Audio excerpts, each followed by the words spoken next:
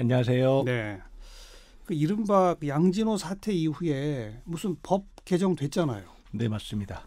직장 내 괴롭힘 금지법입니다. 그죠. 네. 그 법이 개정됐지만 시행은 아직 안 되고 있나요? 네, 맞습니다. 올해 7월 16일부터 7월 16일. 시행됩니다. 그런데 지금 제가 제일 궁금한 건 요란하게 양진호 사태가 터지고 불과 얼마 안 돼서 그 법은 빨리 개정이 됐어요. 그죠? 네, 맞습니다. 그 개정된 이후에 이전과 이후에 이 직장갑질 119에 들어오는 제보에 무슨 변화가 없습니까? 저도 그래서 이번에 노동절을 맞아서 저희가 조사를 한번 쭉 했는데요. 약간의 변화가 있지 않을까라는 기대가 있었는데 매일매일 들어오는 제보 건수가 변화가 없더라고요. 그래요? 예, 그러니까 저희가 이메일 제보가 가장 중요한, 왜냐하면 실명으로 들어오는 제보이거든요. 사실상의 실명으로. 근데 그게 적을 때는 10건, 많을 때는 15, 20건 정도 됩니다. 근데 이것도 변화가 없어요. 없어요. 예, 날에 따라서 한 7, 8건 이렇게 줄긴 하지만 또 어떤 날은 많거든요. 근데 이 제보가 변함이 없다는 것. 그 다음에 저희가 심지어 이제 그 온라인 모임이라는 밴드를 지금 하나하나씩 확대 운영하고 있는데요. 예. 그 중에 최근에 사회복지 119라고 사회복지사들을 모았는데 네네. 3일 만에 140명이 지금 가입해 있어요. 거기는 하루에만 5개씩 제보가 들어오고 있습니다, 지금. 그리고 카톡방에서 하는 제보는 늘 비슷하고요. 결과적으로 이 법이 작년 12월 27일에 통과됐는데 그래서 올해 1월 1일부터 지금까지 제보를 확인해 봤더니 제보가 조금도 달라지지 않고 있다는 게 저희들 판단입니다. 그러니까 법을 만들었다. 이제는 직장 내 괴롭힘도 엄히 처벌된다. 이거 방지하지 못하면 사장도 책임 묻는다. 이런 등등의 내용 아니겠습니까? 네, 맞습니다. 근데 아무도 겁을 안 낸다는 얘기인가요? 갑질하는 인간들이? 현재까지는 저희들의 제보만으로 보면 별로 겁을 내지 않고 있는 것 같습니다. 엊그제인가 노동절 특집으로 이 15대 갑질 40개 사례를 공개하셨어요. 네. 15대 갑질이 뭐예요? 이 15대 갑질은 이게 갑질의 유형을 얘기한 겁니다. 그러니까 신입사원이라고 괴롭히는 갑질, 여성이라고 괴롭히는 갑질, 그다음에 또 임금을, 그리고 또 퇴사할 때 괴롭히는 갑질, 이런 것들을 저희가 15개 항목으로 분류한 거고요. 유형별이고. 예, 유형별이고 40개 사례를 저희가 이번에 언론에 공개했습니다. 그 40개 사례는 전부 그러니까 금년 들어와서 접수된 것들 가운데 네, 올해 1월 1일부터 4월 10일까지 100일간 접수된 사례입니다. 네. 그 일부 좀 언론에 보도가 됐습니다. 제가 보니까 제일 먼저 눈에 띄던 게 PPT 화면을 넘기는데 실수를 한 모양이에요. 손가락을 자르겠다? 이제 PPT를 발표하러 이제 고참이 신입 직원을 데리고 간 거예요. 이건 공공기관입니다. 데리고 가면서 미리 얘기한 거죠. 너 PPT 넘길 때, 이제 왜냐면 자기는 발표를 하고 넘겨 이러면 이제 밑에 직원이 한 장씩 넘기는 건데 한 번 할 때마다 손가락 하나씩 자르겠다. 이 얘기를 한 거예요. 그러니까 이제 이 직원이 겁이 막 나지 않았습니까? 근데 실제로 다 했대요. 하고 났는데 하나를 틀렸던 모양입니다. 그랬더니 나오면서 하는 말이 너 하나 틀렸지? 하나 잘라야 되겠네? 이렇게 얘기했는데 사실은 농담 섞어서 얘기했지만 이 사람이 왜 두려웠냐면 화장실 가려고 일어서니까 내가 너 화장실 가지 말라 그랬지. 사람을 세워놓고 거의 40분간 욕설을 퍼부으면서 네가 그만둘지 내가 그만둘지 한번 보자. 이렇게 폭언을 행사하는 상사가 한 말이니까 그 PPT 한 장 넘기면 손가락 이게 정말 두려웠던 거죠. 그런 정도가 생기면 그날 하루 만에 일은 아닐 거예요. 그죠? 그렇죠. 이분이 입사해서부터 우리한테 제보할 때까지 계속 매일매일 벌어졌던 일이었습니다. 또 어떤 사례가 있습니까? 폭언이나 양진호 씨사에서 본 것처럼 폭행 폭언이 좀 줄 거라고 생각했는데 폭언, 폭행, 모욕, 따돌림 이것도 변함이 하나도 없었고요. 그래요. 근데 저희가 이제 속상했던 것 중에 제가 읽으면서 가장 속상했던 건 직장맘에 대한 갑질이었습니다. 직장맘? 네. 그러니까 이제 아기가 계속 토하고 열이 40도까지 넘게 오르고 그랬나 봐요. 그래서 이제 이분이 오늘 휴가를 쓰면 안 되겠냐. 아침에 일어났는데 병원에 가야 되겠다. 이렇게 얘기했더니 당장 나오라고 오늘 일을 해야 된다고. 이래서 병원에 어떻게 갔다가 이제 나갔더니 임신한 직원도 잘 다니는데 당신 이래가지고 왜 회사에 피해 주냐고 욕설하고 사유서 쓰라고. 이래서 이분이 펑펑 울면서 이래서 아기 안 낳는구나. 이런 얘기를 했는데 이런 사례들도 굉장히 많았습니다. 네.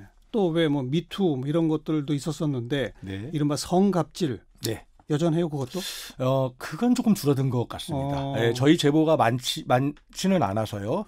그럼에도 불구하고 사라지진 않고 있다는 것. 예를 들면 직장 상사가 부하 직원들에게 노래방을 가자고 억지로 얘기하는 거죠. 간신히 이제 끌려갔는데 노래 잘했네 하면서 10,000원, 20,000원씩 팁을 주는 겁니다. 완전히 기분도 상하고 이런 이제 제보도 있었고요. 또 한 분은 술자리를 가기 싫은데 억지로 술자리를 끌고 가는 거죠. 회식 강요. 예. 그러면서 술을 이제 나 술 못 먹는다 그랬더니 음료수랑 타서 먹으면 괜찮아. 이러면서 소주하고 사이다하고 타서 먹게 해가지고 이분이 정말 너무 고통스럽다고 내가 왜 이렇게 해야 되냐고 이런 갑질들이 계속 제보되고 있습니다. 또 일부 보도된 것 중에 이 술 먹으러 간 다음에 술값을 직원한테 내라고 강요했다는 것도 뭐예요? 네, 저희가 저는 개인적으로 한국형 갑질 아니냐. 그러니까 이제 직장 상사가 나오라 그러고 보통은 사실은 옛날 같으면 선배가 돈을 내잖아요. 술값을. 근데 이 양반이 이제 나오라고 해가지고 갔더니 나 돈 없다. 네가 내라. 이래가지고 그 술을 같이 먹자고 제안한 건 선배인데. 네, 직장 상사였습니다. 그래가지고 근데 이분이 어떻게 했냐면 다른 회식 자리에 있다가 불려 나온 거였어요. 그러니까 지갑이랑 이런 걸 다 놓고 와가지고 돌아가지 못하는 상황이었어요. 그래서 선배님이 좀 내달라. 팀장님인데 팀장님이 내달라. 제가 내일 드리겠다. 이랬는데 난 뭐 네가 내라. 이제 이래가지고.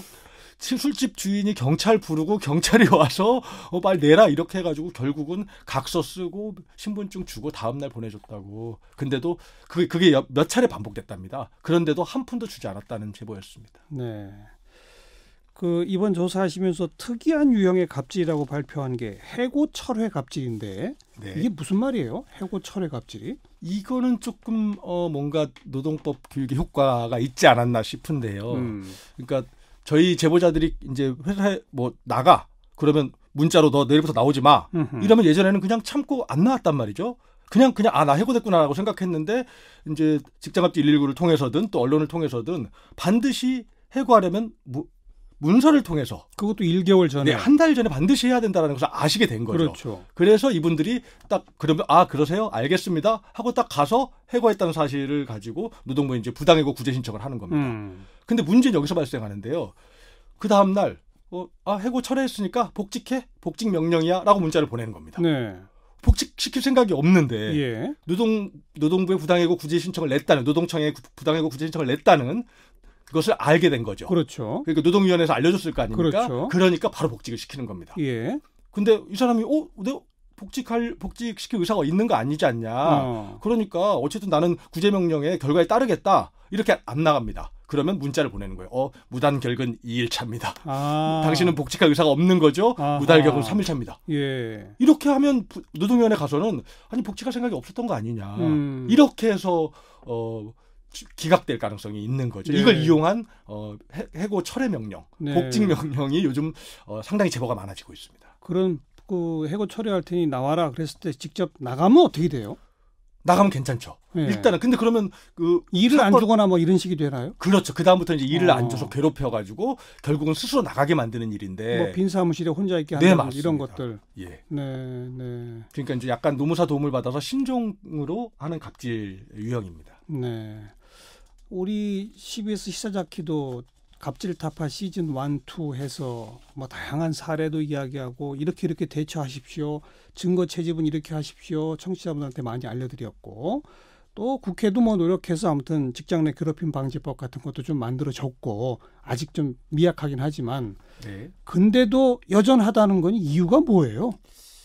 일단 저희들 생각은 많이 안 알려져 있는 것도 있는 것 같습니다. 이런 법이 생겼다는 것 자체도? 네네. 그러니까 폭언하고 모욕을 주고 따돌리고 이런 거가 위법한 일이다라고 하는 인식이 아직은 많이 확산되지 못한 것 같습니다. 특히 이제 제보들 보면 중소기업들이 많거든요. 그렇겠죠. 그러니까 이 법이 이런 행동이 위법하다는 게 많이 알려지지 않은 게 일단 첫 번째 요인이 아닌가 싶고요. 두 번째는 이 법이 가해자를 처벌하는 조항이 없어요. 그런가요? 네. 가해자를 처벌하는 조항이 없는데 그 사업주 처벌 조항만 있는 거죠? 네, 맞습니다. 그렇죠. 그래서 그것도 사업주 처벌 조항도 신고를 했는데 불이익을 줬을 때 그렇죠. 그럴 때 사업주 처벌 조항이 있는 거지 가해자를 처벌하는 조항은 없거든요. 이러니까 가해자 처벌을 시키려면 별도의 다른 법적 절차를 밟아야 되는 거죠. 네, 맞습니다. 예를 들면 모욕죄로 따로 고소하든지 하든지 이래야 되는 거죠. 네, 맞습니다. 이 법에서는 가해자 처벌 조항이 없다 이 말이죠. 네, 맞습니다. 예. 그렇다 보니까 아직 이제 이거에 대해서 제보자들이 용기를 내기도 좀 어려운 문제가 있는 겁니다. 사실은 주먹이 가깝고 법은 먼 측면이 있고 네. 또 가해자 입장에서 보면 처벌되는 건 아니래라고 하는 어떤 법을 알고 있는 사람은 피해갈 길이 있다. 네, 그런 측면에서 아직 이게 좀 줄어들지 않고 있는 게 아닌가 하는 생각이 있습니다. 이 따지고 보면 문재인 정부는 직장인 관련 공약을 무려 70개나 내걸었다면서요? 네. 이번에 이 보도자를 내시면서 문재인 정부가 직장인 관련된 공약 내걸은 거 그 내용을 쭉 다 정리해서 소개를 하셨더라고. 네, 맞습니다. 현행법은 이런 게 하나도 없는데 네. 공약 사항은 이렇다. 네.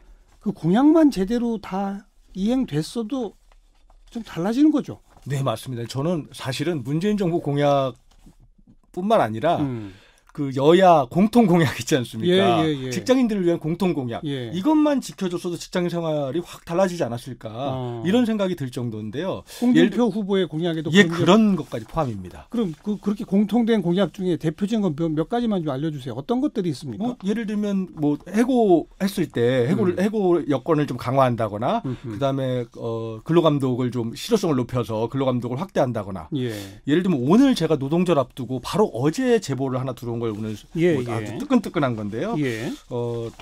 현대자동차 서비스, 즉 현대자동차가 망가졌으면 고치러 가는 게 이제 협력업체가 블루헨즈라고 있습니다. 이 블루헨즈에서 연락이 왔는데 노동법의 한 6가지를 위반하고 있다는 거예요. 즉 막내는 최저임금도 못 받고 있고 그다음에 추가 근로를 하면 추가 근로 수당도 지금 안 나오고 있고 당장 노동절에도 근무를 하러 합니다. 내일. 근데 노동절 관련 유급 휴일인데 근무하면 150%를 추가로 줘야 되는데 그것도 전혀 받은 바가 없고 이러면서 한 6가지 정도의 그 근로기준법 위반 사항을 저희한테 제보했어요. 근데 이분이 뭐라고 얘기했냐면 근로감독 청원이라는 제도 있습니다. 그렇죠. 익명으로 신고할 수 있는 그거를 고민하고 있는데요. 근데 불이익 당할까 봐.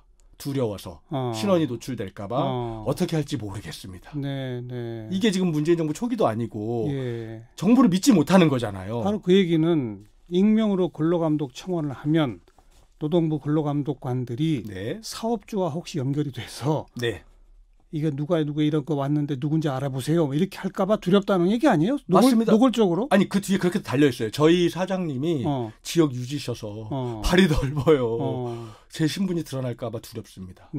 이렇게 연락이 왔는데 사실은 근로감독관이 그동안 그렇게 해왔다는 거잖아요.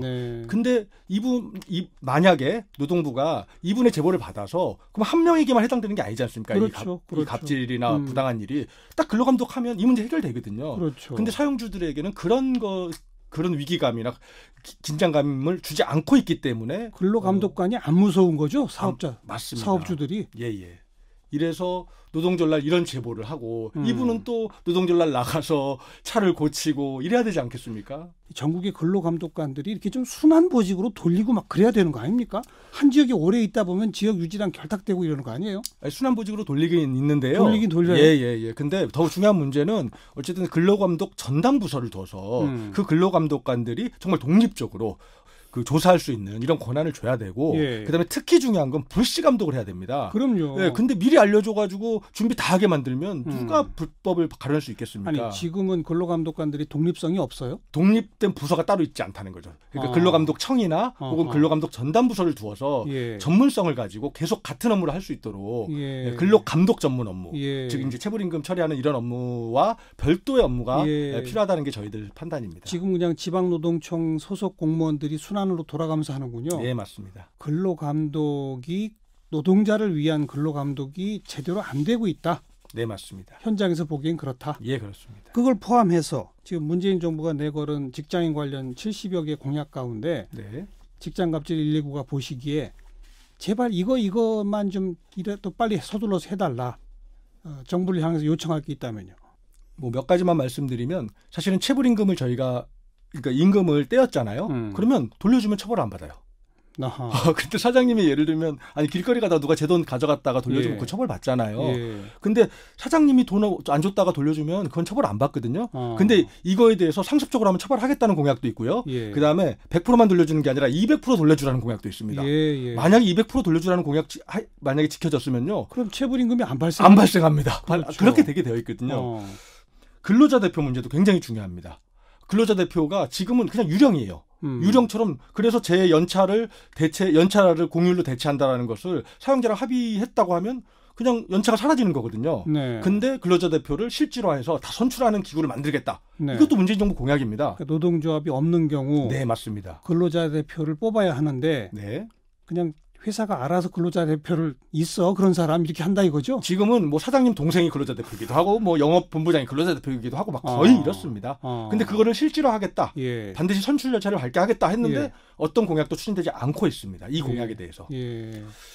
실업급여 문제도 심각한데요. 예. 실업급여는 사실은 사장님 자기 돈으로 주는 게 아니지 않습니까? 네. 보험 내서 쌓인 돈으로 주는 건데. 고용보험에서 주는 네, 거잖아요. 그리고 심지어 문재인 정부는 자발적으로 그만둔 경우에도 주겠다 했습니다. 근데 자발적으로 그만둔 경우뿐만 아니라 그런 건 말할 것도 없고 괴롭힘 때문에 공황장애를 얻어서 그만두려고 하는데 사장님이 자발적 퇴사야? 이래버리면 근로자는 할 수 있는 게 거의 없습니다. 이런 문제들도 공약이 이행되면 해결될 수 있는 문제들이고요. 네. 저희가 또 되게 속상한 것 중에 하나는 이 하청업체, 용역업체들입니다. 근데 문재인 정부 공약 중에서 업체가 바뀌면 고용과 근로조건을 승계하도록 법제화하겠다는 공약도 있습니다. 중요하죠, 그거. 이거 저희들 제보 굉장히 많습니다. 예. 이번에 업체가 갑자기 바뀌었어요. 예. 그런데 갑자기 저희들 상여금이 사라지고요. 예. 이런 문제들 해결될 예. 수 있는 예. 이런 공약들 저는 패스트 트랙으로 여야가 공통 공약만이라도 네. 패스트 트랙으로 전 통과시켰으면 좋겠다는 생각입니다. 지금 말씀하신 것들이 대부분 법 개정 사안이죠. 네, 맞습니다. 홍준표 당시 후보의 공약과 일치되는 항목들만이라도 좀 했으면 좋겠는데 네. 안 되네요. 안 되네요. 네, 어렵습니다. 선거 다르고 노동 다릅니다. 내일 노동절이 그래서 즐거운 노동절이 아니라 여전히 슬픈 노동절이다. 네, 직장갑질 119의 박정규 운영위원이었습니다. 고맙습니다. 고맙습니다.